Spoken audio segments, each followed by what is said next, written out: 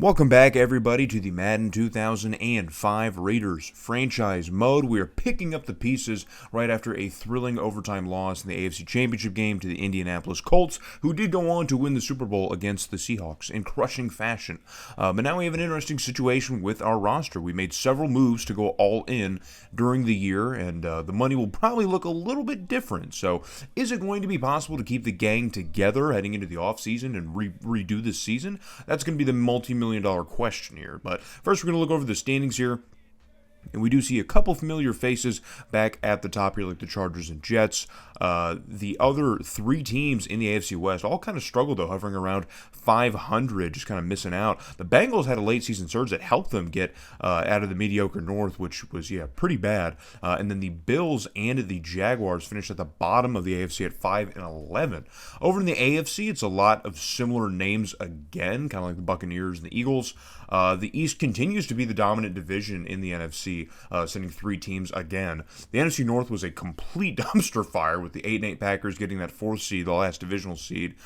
Kerry Collins and his Chicago Bears, they finish 5-11, and then three teams post records, 4-12 records at the bottom of the NFC. So the Bills and the Jaguars are probably going to have some pretty bad picks, considering how bad the NFC is. So, but looking over the stats here, Tim Couch, again, another great season as our starting quarterback. You can't really be all that surprised. Here's all his accolades, by the way. I haven't highlighted trophies or anything in this series, but here are Tim Couch's accolades. He's been just been showered over him over the last couple of years, as he's been clearly the best quarterback in the NFL since he's come to Oakland. So, and it's all well deserved, but a little bit down from last year, but still a fantastic historic season. So we will take it. Justin Fargas, speaking of historic seasons, has himself a fantastic year, over 1,000 yards and 16 touchdowns. I think just a little bit better than last year. But looking over receiving here, Jerry Porter and Justin Gage, both kind of a little bit down years in terms of yardage, but still over 10 touchdowns for both of them, over 80 receptions. You cannot be mad about that at all. Joey Galway had a decent season for us too, which I'm very happy about. A huge thing that we don't really focus on a whole lot during the recordings and stuff, but our offensive line was absolutely lights out this year. Robert Gallery's been very good for us just in general the last couple seasons. I don't know what's happened to him, but he has just stepped into a completely just different zone of production. I mean, same with Barrett Robbins, who's been really great for us at center. Ron Stone, we invested in him last season, and he actually kind of made up for it this year by having a great season this year as well. Langston Walker, pancake numbers are up, and the sack numbers stay about the same across the entire offensive line. So we have probably one of the best O-lines in the entire NFL, and that cannot be understated, man. Napoleon Harris leading the team in tackles again, his fourth straight 100-plus tackles season. He's just been one of the most productive pieces of our linebacking core, just our defense in general. Him, Will Witherspoon, and Hannibal Navies, who we acquired at the deadline, are leading the team in TFLs, all have over double digits. I think Hannibal Navies had 3 sacks when we traded for him, so he ended up finishing with 4 sacks in Oakland. But Warren Sapp leads the charge with 10. Orpheus Royer, another trade deadline pickup, finishes with 9 sacks on the year, and that's going to be second best on the team. Bertrand Berry, another new face on the team, along with Alfonso Boone, both have a handful of sacks themselves. So it looks like a lot of the additions we made on defense really did pay off in a lot of ways. So, but Janikowski posts his third straight 83% season, man, and I mean, if that's the consistency we're going to get, then I guess it's okay. But maybe you'd expect a little bit better. So following the stats, we're going to assess the damage for the year. We actually ended up making more money than last year. It's just a little bit more. I think we made $49 million last year. But yeah, our player salaries ballooned, but our ticket sales did, because we were must-watch TV, man. We only lost 2 games this year, so we were packing that baby out. Despite this, we probably won't change much to the Coliseum. We're probably just going to leave it. But we have coaching retirement. So Dennis Erickson had been with San Francisco this whole time, and now he's done. Bill Cowher has also retired from the Steelers, so that'll make it interesting next couple of years for them, since they haven't been all that good with Bill Cowher at the helm. And then good riddance to Steve Mariucci in Detroit. So as a Lions fan, I have no idea how the Lions kept him throughout this entire thing. I have no idea how. So, but speaking of coach changes, we unfortunately have some changes to make of our own. The contracts for all of our coordinators have expired, and now we need brand new staff under Norv Turner, so who we will also be keeping. At offensive coordinator, we went with the legend Mike Holmgren. I'm not sure where in the Simmons career was at, but now he's with us, so we have Mike Holmgren now.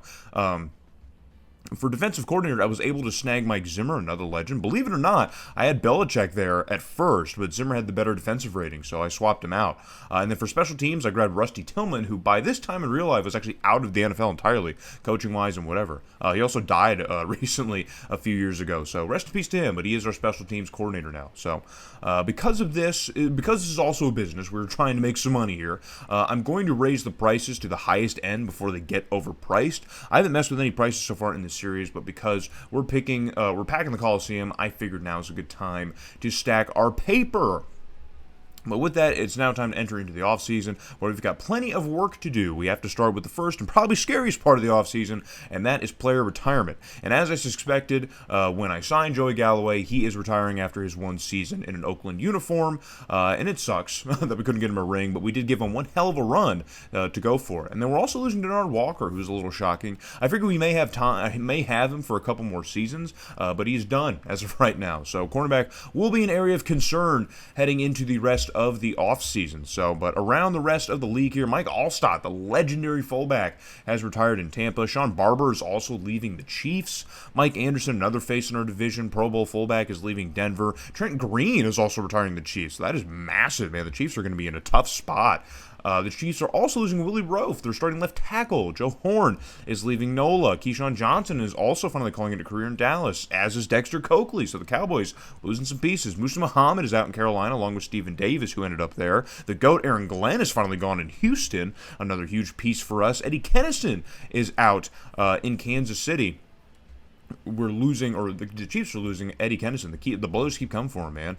Isaac Bruce is gone with the Rams, so that's huge for the Rams. And we have a few QBs that are leaving, like Tommy Maddox is done, Drew Bledsoe's retiring, Gus Frerott's done. A lot of big names, man. A lot of big names. There are a few more, like Eddie George, who also retired, that I didn't show, but yeah, there's a few of them. So last year we skipped over a restricted free agent since we didn't have any, but this year we have a few.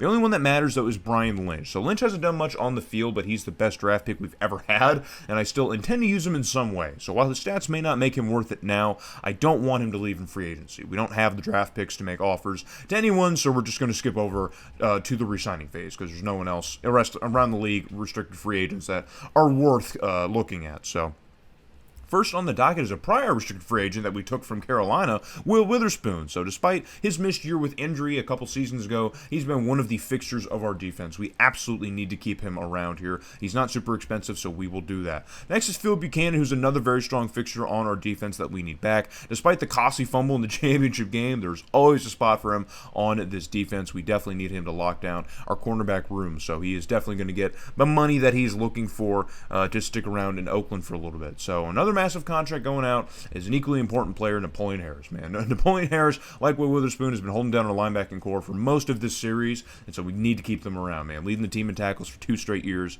at least, so we definitely need to keep him. So Nnamdi Asomugha is a player who really hasn't grown how I've wanted, but at his asking price, we can afford to keep him.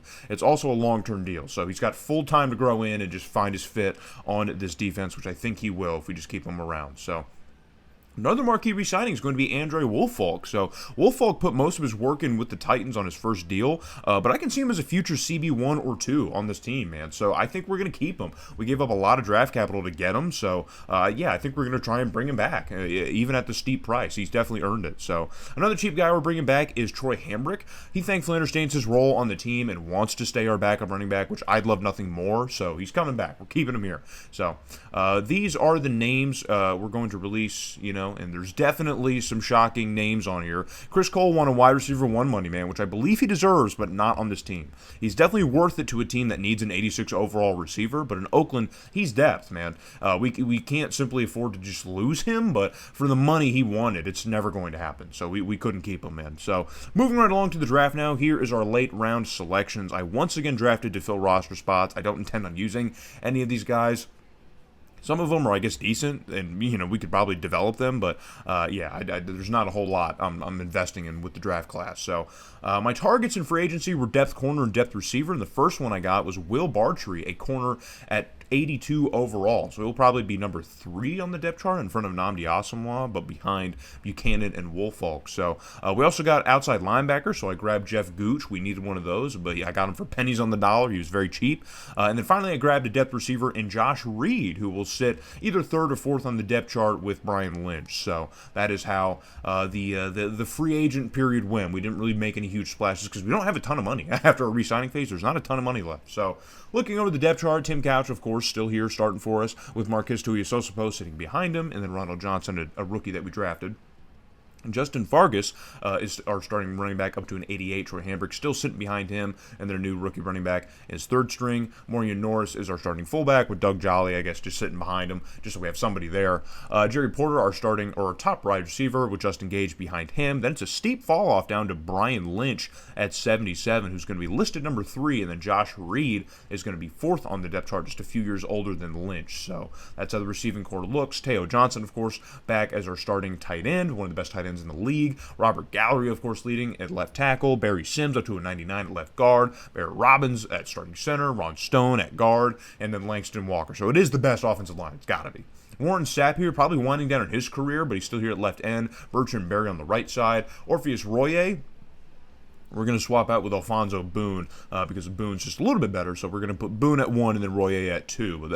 That's going to be our defensive line in a nutshell, essentially. So Hannibal Navy still on the left side, holding things down for us. Napoleon Harris is back, of course, after signing his big deal at middle linebacker. Will Witherspoon is going to be on the right side. Andre Woolfolk's going to be CB1, actually, and then Philip Buchanan's going to be behind him. They're both about the same age, so I love that moving forward. William Bartree's going to be 3rd, and then Nnamdi Asomugha down to 4th. So might be time. We need to see what we got. Esau Reese is going to be a starting free safety still, and then Ed Reed, of course, Pro Bowl strong safety, earned it, is back at our strong safety, and then Janikowski and Leckler are still going to be kicking and punting for this team. So moving forward now, assessing the damage, or we're going to be assessing the damage after the preseason, and guys, I think now, for the first time in this series, we are entering the regular season without any injuries from preseason, man, and that's a good feeling. And with the end to the season we had last year, I desperately want us to not have any injuries heading into the year, man. We lost a little bit of Justin Fargas last year. Justin Gage missed the first game, but everyone's healthy, so that's